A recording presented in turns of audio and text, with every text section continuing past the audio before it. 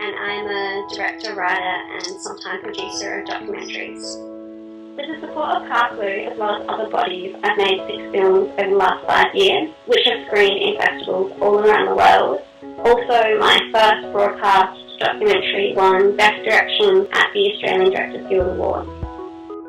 I've been given the support and the freedom and the encouragement to do riskier things and more ambitious projects because I've received support from Carclew in the form of project and development grants and a scholarship.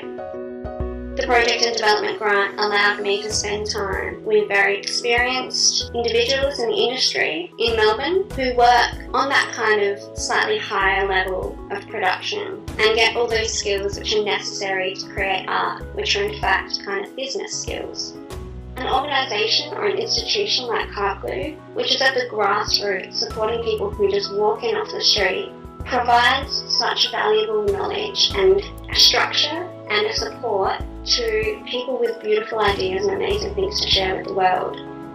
I think that when you're really young or when you're first starting out at whatever age, having a structure and having someone to bounce ideas off with and someone to be a bit of a safety net when it comes to both your art and also the business side of making art is incredibly invaluable.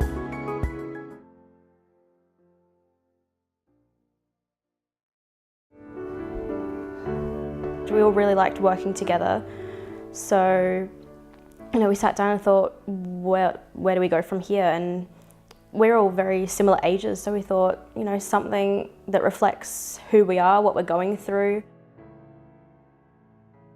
At first I wondered why, was it me? Was it him? But then I just stopped caring. Nearly every adult in our lives at that time just didn't understand. And so we wanted to show a way of, a connection so that the adults can come in and go, okay, this is what they feel.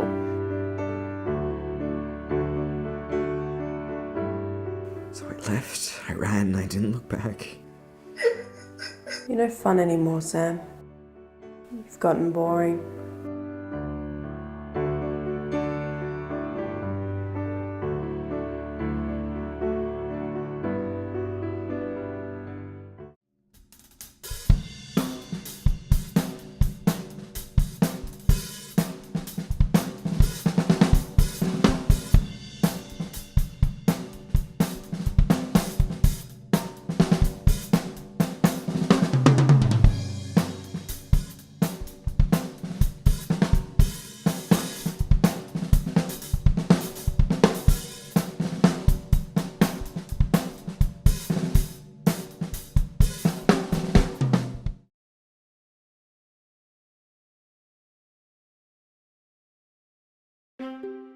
It takes a village to raise a family, and I believe when you socialise and build a community together, you make your village.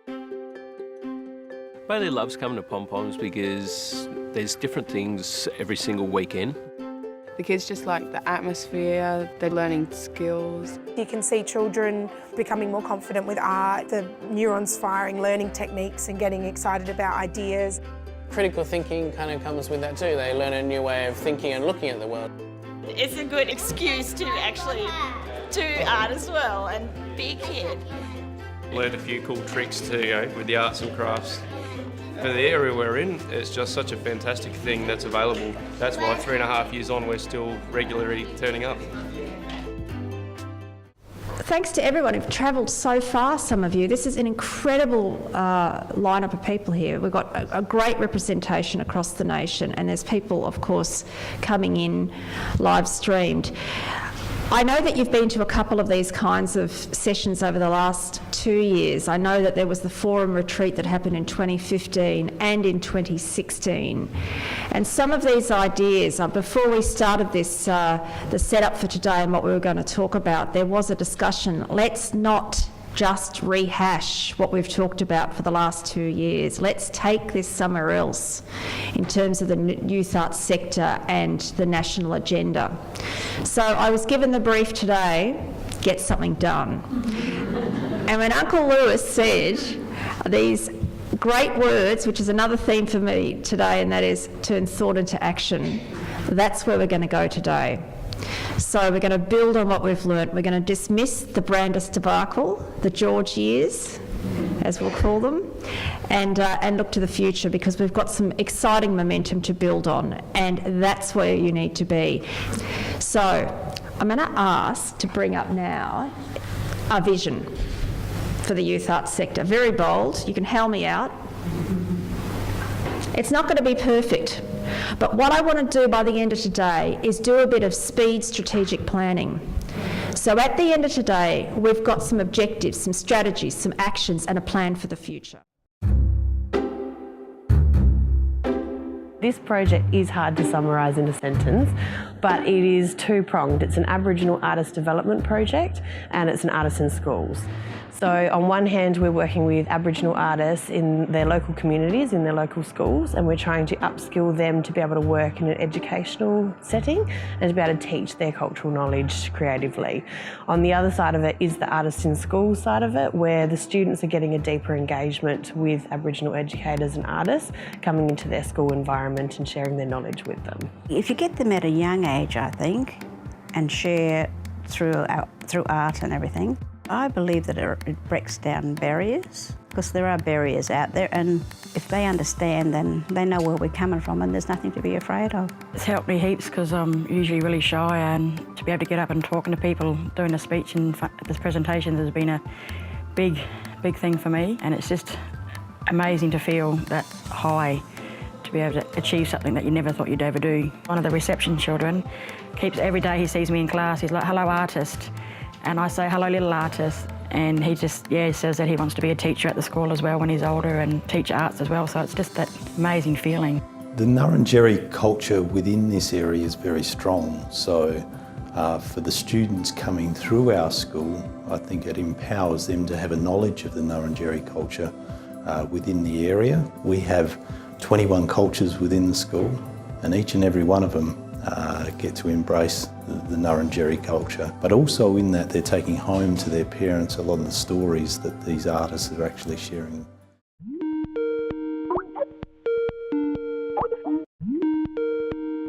So my name's Dan Dorr, and I'm a self-producing artist. Now I'm working, as I said, as a self-producing artist, and also in a dual role at British Council. I'm based in London, UK. For me, from an artist with a disability, from that perspective, it was really about changing perceptions, and I think that was the biggest barrier I faced to begin with. So it was a constant proving myself and proving that it wasn't just a hobby, and I had what it took. Carclew were instrumental in helping me by granting me a Dame Ruby Litchfield scholarship, which enabled me to go and do some work abroad, working with Adam Benjamin and Scottish Dance Theatre, and that really started my career. It's so important to support the art. It's just so important, because these people have made a choice that this is what they want to do with the rest of their lives. This is what feeds them, nourishes them, makes them happy. And who are we to take that away from somebody? And if the government's not willing to support that, then the community really has to rally to ensure money is there so art can happen. We need art. We need it. It's as simple as that, really.